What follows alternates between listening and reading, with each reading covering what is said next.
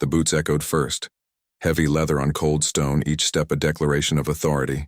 Sister Elizabeth heard them from the chapel where she knelt in prayer, her rosary beads motionless between her fingers. She didn't need to look up to know what was coming. For weeks, the village had whispered warnings. For days, she had felt the net tightening. And now, on this gray October morning in 1943, the reckoning had arrived at the gates of Saint-Étienne Convent. The doors burst open without ceremony. 3 SS officers entered, but only one mattered. Obersturmführer Klaus Reinhardt stood in the doorway like a shadow given form, his uniform immaculate, his face carved from Prussian discipline. Behind him, 2 younger soldiers gripped their rifles with the nervous energy of men told to expect resistance. They found none. Sister Elizabeth rose slowly from her prayers, turned to face them, and in that moment, the entire convent seemed to hold its breath. Reinhardt's eyes swept the chapel with trained precision. Wooden pews worn smooth by decades of worship, stained glass windows filtering weak autumn light into pools of red and gold, the smell of incense and old candles. Nothing remarkable, nothing suspicious. Yet intelligence reports insisted this place harbored enemies of the Reich. His jaw tightened. He had arrested priests before, nuns too. They always broke. Faith, he had learned, was no match for fear. He stepped forward, his hand resting casually on the holster at his hip. Sister Elizabeth remained still, her hands folded at her waist, her expression serene. She was perhaps 50 years old, her face lined with years of service, her eyes a pale blue that seemed to look through him rather than at him.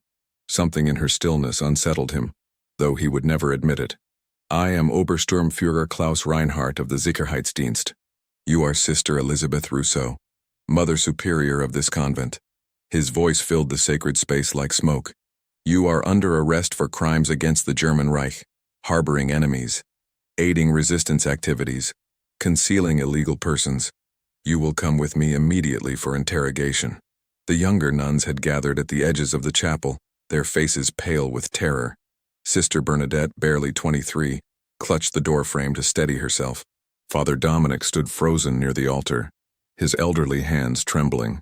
Everyone waited for Sister Elizabeth to collapse, to plead, to deny. Instead, she took one step toward the SS officer, her voice calm as morning prayer. "You're coming with me." The words hung in the air like a bell that wouldn't stop ringing. Reinhardt blinked, certain he had misheard. His soldiers exchanged confused glances. Sister Bernadette's eyes widened in disbelief, but Sister Elizabeth simply turned and began walking toward the side corridor, her movements unhurried, as if she had invited a guest for tea rather than addressed the man who held her life in his hands. Reinhardt felt heat rise in his chest, insolence, mockery. He had executed people for less, yet something stopped him from barking orders, from having his men seize her immediately. Perhaps it was the absolute absence of fear in her demeanor. Perhaps it was curiosity about what game she thought she was playing. He gestured sharply to his soldiers to follow and strode after her, his boots striking the stone with renewed aggression. She led them through the convent's narrow corridors, past whitewashed walls adorned with simple crosses, past the refectory where meals were taken in silence, past the small library smelling of old leather and dust. Reinhardt's trained eye catalogued everything. Too many beds in the dormitory for the number of nuns he had counted. Extra food stores in the pantry. A faint smell of antiseptic near the back rooms. Evidence. All of it. Evidence. His hand moved to the notebook in his pocket, but Sister Elizabeth had stopped before a heavy wooden door. "This is our infirmary." She pushed the door open. "I thought you should see what we do here before you take me away." The room beyond was long and narrow, lined with simple cots. Morning light streamed through high windows, illuminating a scene that made Reinhardt's certainty falter. There were perhaps a dozen patients. Some were clearly civilian, elderly villagers with the hollow cheeks of wartime hunger. Others were younger, their injuries suggesting something more violent. And in the far corner, in a bed positioned to catch the best light, lay a German soldier. Hauptmann Werner Vogel had been brought to the convent 6 weeks earlier, more dead than alive. Shrapnel from a partisan ambush had torn through his abdomen and leg. The field hospital had been overrun.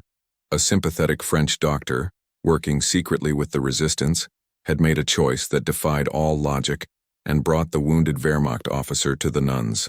Sister Elizabeth had not hesitated. She had cleaned his wounds, administered what little medicine they had, sat with him through fever dreams where he called for his mother in Hamburg. Now Vogel sat propped against pillows, his face still gaunt but alive. When he saw Reinhardt's uniform, he attempted to stand, wincing with pain. Sister Elizabeth moved to his side, her hand gentle on his shoulder. "Please don't strain yourself." She spoke in careful German, the words precise despite her French accent. "This officer has come on official business." Reinhardt stared at Vogel, his mind racing through regulations and protocols. A Wehrmacht officer receiving care from French nuns in an unauthorized location. It violated a dozen directives, yet Vogel was alive, recovering, when he should have been buried in some nameless grave or left to die screaming in a ditch. The SS officer's gaze moved to the other patients. A teenage boy with bandaged hands that suggested burns.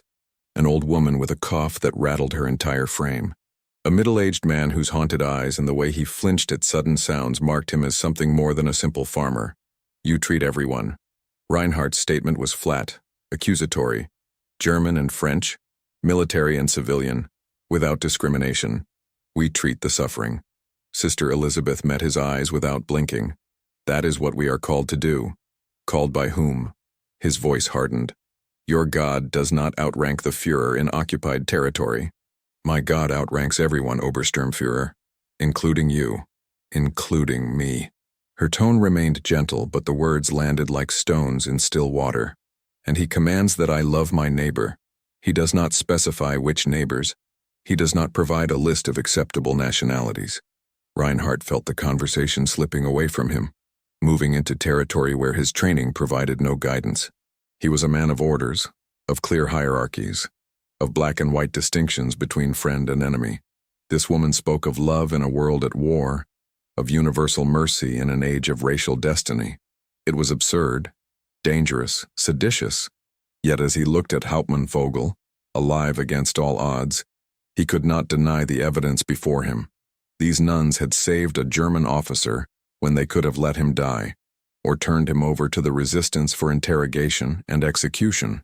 They had risked their own safety for an enemy soldier simply because he was wounded and suffering.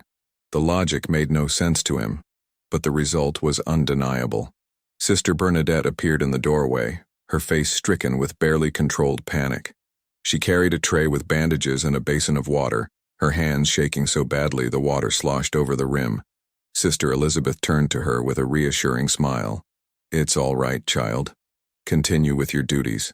Our guests will not interfere with the care of the sick." Guests. Reinhardt almost laughed at the audacity. He was not a guest. He was an instrument of state power, here to root out treason and punish those who defied German authority.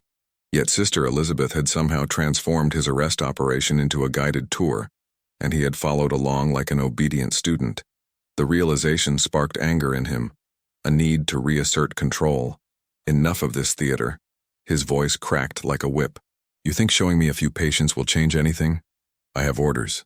Intelligence reports document illegal activities at this convent. You harbor Jews. You hide resistance fighters. You pass information to enemies of the Reich. These are capital offenses." Sister Elizabeth nodded slowly as if he had merely commented on the weather. "Yes, I expect you have very thorough reports. German efficiency is legendary." She moved toward the door, gesturing for him to follow once more. "But before you execute those orders, there is one more place I must show you." This time Reinhardt did not follow immediately. His soldiers looked to him for direction, their fingers tightening on their weapons. He could end this now. Arrest her. Search the convent room by room. Drag out anyone hiding in cellars or attics and have them all on trucks to the detention center within the hour. It would be clean, efficient, by the book. Yet something made him hesitate.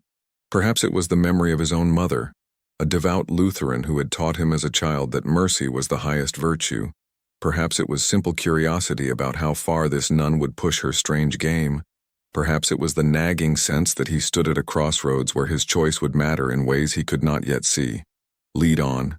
His words were clipped, professional, but know that my patience has limits. Sister Elizabeth led them down a narrow staircase, the temperature dropping with each step. The cellar of Saint-Étienne Convent was ancient, its foundations dating back centuries before the Revolution. before Napoleon, to a time when faith was the organizing principle of civilization. The walls were thick stone, the ceiling low and vaulted. Oil lamps cast dancing shadows across barrels of preserved vegetables, sacks of grain, the modest stores that would see the convent through winter. But Sister Elizabeth did not stop at the main cellar. She moved to what appeared to be a solid wall, pressed a particular stone, and a section swung inward on hidden hinges. Beyond lay a smaller chamber, barely large enough for a dozen people, and there, huddled in the lamplight, were the ghosts that had haunted Reinhardt's intelligence reports. 5 children, ranging in age from perhaps 6 to 14, 2 elderly women, a young mother clutching an infant, and standing protectively before them all, as if her thin frame could shield them from the SS, was Rachel Goldstein. Reinhardt knew her face from the photographs. Rachel Goldstein, age 14, daughter of David and Miriam Goldstein, formerly of Paris. Parents deported to Drancy camp 4 months ago. Presumed transported east. Children listed as fugitives, wanted for processing. The girl's dark eyes met his with a mixture of terror and defiance that reminded him uncomfortably of his own daughter back in Berlin. These are the enemies you seek. Sister Elizabeth's voice was soft but clear. Children whose parents have been taken. Elderly women whose only crime is their ancestry. A mother whose baby will not stop crying because he is hungry, and there is never enough milk. These are the dangerous criminals who threaten the 1,000-year Reich. The sarcasm in her tone was so subtle it could almost be missed, but Reinhardt heard it clearly. His jaw clenched. She was forcing him to see them as individuals, as human beings rather than categories in a report.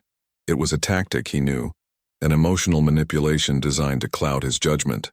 Yet standing in that hidden cellar, looking at faces that could belong to any family in any country, he felt the foundations of his certainty begin to crack. The law is clear. His words sounded hollow even to his own ears.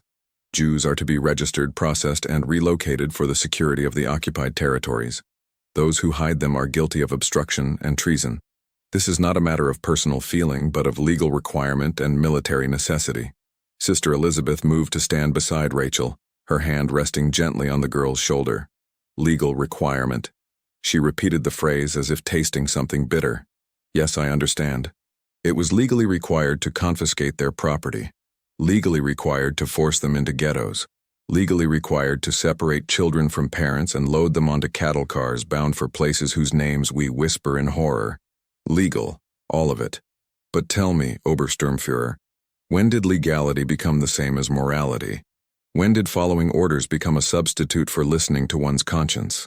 Reinhardt felt heat flood his face. She was questioning the fundamental premise of his entire worldview, the structure that made sense of his service and sacrifice. He had fought for Germany, believed in the mission of creating order from the chaos of the post-war years, trusted that his superiors understood the larger picture even when individual actions seemed harsh. To doubt that was to doubt everything. I am a soldier. His voice was tight, controlled. I follow orders. That is what soldiers do. Without discipline, without hierarchy, there is only anarchy. You speak of conscience, but conscience is a luxury for those who do not bear the burden of command. Difficult decisions must be made. Unpleasant actions must be taken. That is the price of security, of survival, of victory. Sister Elizabeth nodded thoughtfully, as if he had made a reasonable point in a philosophical debate rather than justified the machinery of genocide. Then let me ask you this. When you stand before God, when this war is over and you account for your life, will you tell him that you were only following orders? Will that be enough? Will the fact that your actions were legal, that your superiors approved, that you were simply a cog in a great machine, will that satisfy the final judgment? The question hit Reinhardt like a physical blow. He had not thought about God in years, had dismissed religion as superstition incompatible with modern scientific governance. Yet standing in that cellar, surrounded by the hunted and their protector, the question refused to be dismissed. What would he say? That he had been efficient? That he had obeyed? That he had never personally pulled a trigger? Only signed papers and given orders? Would that be enough? Sister Bernadette appeared at the top of the stairs, her voice urgent. Sister Elizabeth, there are more soldiers outside. A truck. They are surrounding the convent. Reinhardt's backup had arrived. Protocol dictated that he secure the scene before conducting a thorough search. His radio man must have called for additional forces when they entered the building. Within minutes, this cellar would be flooded with SS troops. The hidden Jews would be dragged out, processed, and shipped east. Sister Elizabeth and any other nuns involved in hiding them would be arrested, likely executed as an example. The convent would be shut down, perhaps burned. Everything would proceed according to regulations, yet he did not move. The children in the cellar had pressed themselves against the far wall, the youngest beginning to cry softly. Rachel Goldstein had wrapped her arms around two smaller ones, her body shielding theirs. The elderly women had closed their eyes, perhaps in prayer, perhaps simply in resignation. And Sister Elizabeth stood between them all and the armed SS officer, her face calm, her hands still folded, waiting. "You said I was coming with you."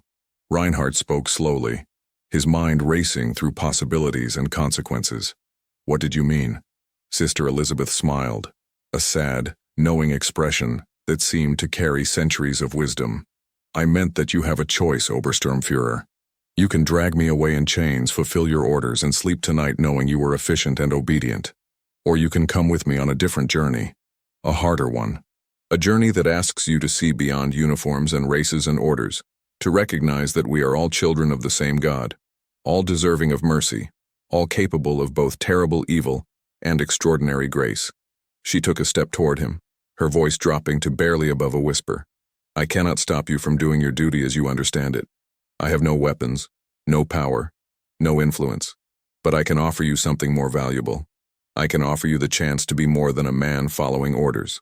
I can offer you the chance to be a man who chose mercy when the world demanded cruelty, who saw humanity when his training taught him to see only categories, who listened to his conscience when every external pressure screamed for him to silence it.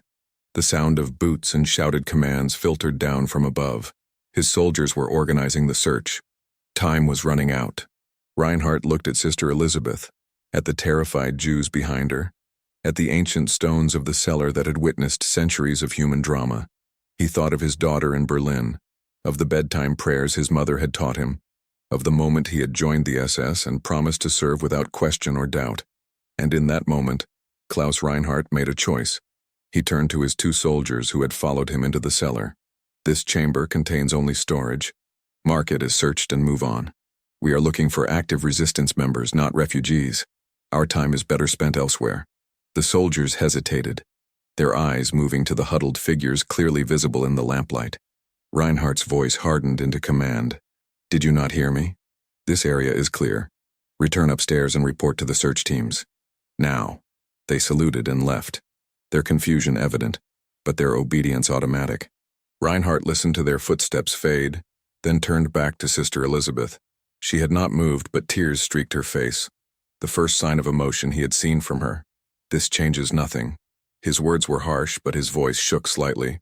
"I am not betraying my country. I am not joining your cause. I am simply choosing to interpret my orders with discretion. We are looking for active threats, armed resistance. These people," he gestured to the cellar's occupants, "are not combatants. They pose no immediate danger. Therefore, they are not my priority today." Sister Elizabeth nodded, understanding the fiction he was constructing to justify his mercy to himself. "Of course, Obersturmführer, you are simply being thorough and strategic in your application of resources.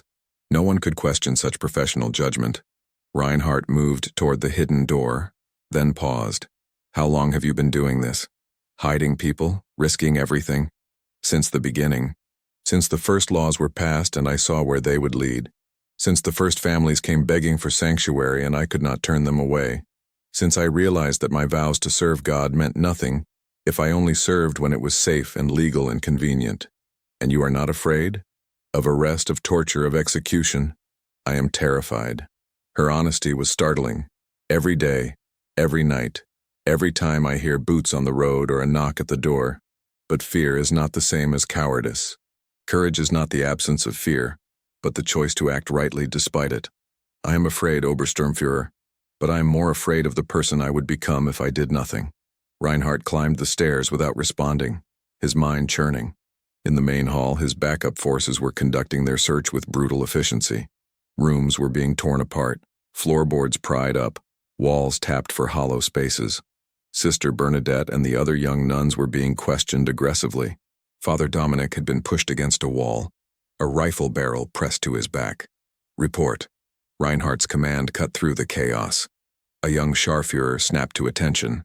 Sir, we have found evidence of extra food stores, medical supplies beyond normal requirements, and bedding for more occupants than the registered number of nuns. We have also discovered correspondence suggesting contact with resistance elements. The priest has refused to answer questions. Reinhardt walked slowly through the ransacked convent, his face impassive. Extra supplies could be explained by charity work. Correspondence could be innocent. Nothing here constituted definitive proof of the specific crimes alleged in his orders. Nothing that would satisfy a military tribunal if he chose to interpret the evidence charitably. The intelligence report was exaggerated. His pronouncement silenced the room. This convent engages in unauthorized charity and shows poor judgment in its contacts, but I find no evidence of active resistance operations or harboring of wanted persons. We are wasting resources here that could be better deployed elsewhere. The Scharführer's face showed confusion and disappointment. But sir, the reports clearly indicated. The reports were based on rumors and speculation. Reinhardt's tone brooked no argument. I have conducted a thorough investigation. Unless you wish to question my competence, you will accept my findings and prepare the men to move out. No, sir. Of course not, sir. The young officer saluted crisply, though his eyes betrayed his doubts. Reinhardt turned to Sister Elizabeth, who had emerged from the cellar and now stood watching the scene with that same unreadable calm. You are fortunate, Mother Superior, today, but understand that my report will note the irregularities observed here. Any future intelligence suggesting illegal activities will result in a much more thorough investigation. I suggest you exercise greater caution in your charitable endeavors. We will take your advice to heart, Obersturmführer. Her eyes met his, and in them he saw not triumph but a deep sadness, as if she mourned what he had become even as she was grateful for what he had just done. May God protect you in the days ahead. You will need his protection more than we do. The words haunted Reinhardt as he ordered his men to evacuate the convent. They haunted him during the drive back to headquarters, where he filed a report that was technically accurate, but strategically incomplete. They haunted him through the months that followed, as the war ground toward its inevitable conclusion and the full scope of the crimes committed in Germany's name became undeniable. In the spring of 1945, as Soviet and American forces closed in from east and west, Obersturmführer Klaus Reinhardt faced his own reckoning. He could have fled, tried to disappear into the chaos of Germany's collapse. Instead, he turned himself into American forces, confessed his role in the SS, and provided detailed testimony about operations and personnel. When asked why, he spoke of a nun who had told him he was coming with her, and how he had finally understood what she meant. Sister Elizabeth survived the war. The convent of Saint-Étienne continued its work, and after liberation, it was revealed that over 200 people had passed through its hidden chambers during the occupation. Some stayed only days, others months. All remembered the calm voice of the Mother Superior who had risked everything to offer sanctuary. Years later, when Holocaust survivors and resistance historians sought to honor her, Sister Elizabeth declined all awards and recognition. She had simply done what her faith required, she said. Nothing more. Nothing exceptional. When pressed, she would only add that she had once met an SS officer who had been brave enough to choose mercy, and that his courage had been far greater than hers, because he had so much more to lose. The story of their encounter became legend in the region, told and retold with varying degrees of accuracy, but those who knew the truth understood its essential message. In the darkest of times, when evil seemed overwhelming and resistance futile, ordinary people made extraordinary choices. A nun chose to defy the most powerful military force in Europe, armed with nothing but faith and moral clarity. An officer trained in obedience chose to question his orders and listen to his conscience. And in that hidden cellar, surrounded by the hunted and the afraid, two people on opposite sides of history's greatest conflict found a moment of shared humanity. The boots that had echoed through the chapel that October morning in 1943 eventually fell silent. Klaus Reinhardt died in 1967, having spent his post-war years working with Jewish refugee organizations, trying to atone for the sins of his service. Sister Elizabeth lived until 1982, continuing her work at the convent until age and infirmity finally forced her retirement. She never spoke publicly about the war years, maintaining that the past was less important than the present, that looking back was less valuable than moving forward. But on her deathbed, surrounded by nuns who had been children during the occupation, she whispered a final prayer. She thanked God for the courage to stand firm when tested. She prayed for the souls of all who had suffered in the war, victim and perpetrator alike. And she asked mercy for a German officer who had come to arrest her but had instead found his conscience. "You're coming with me," she had told him. And he had. Not to prison or death, but to a harder journey. A journey toward recognizing our shared humanity. A journey toward choosing mercy over cruelty, conscience over orders, love over hate. It was a journey that cost him everything he had built his life upon, but it was also a journey that saved his soul. In the end, that cellar beneath Saint-Étienne Convent became a symbol of resistance not through violence but through moral courage. It represented the truth that even in systems designed to crush individual conscience, individuals could still choose to act with humanity. That even when law and morality diverged, people could still recognize the higher claim. That even in the machinery of genocide there were moments when a single choice by a single person could mean the difference between life and death, between complicity and resistance, between being a cog in an evil machine and being a human being who dared to say no. The children hidden in that cellar grew up.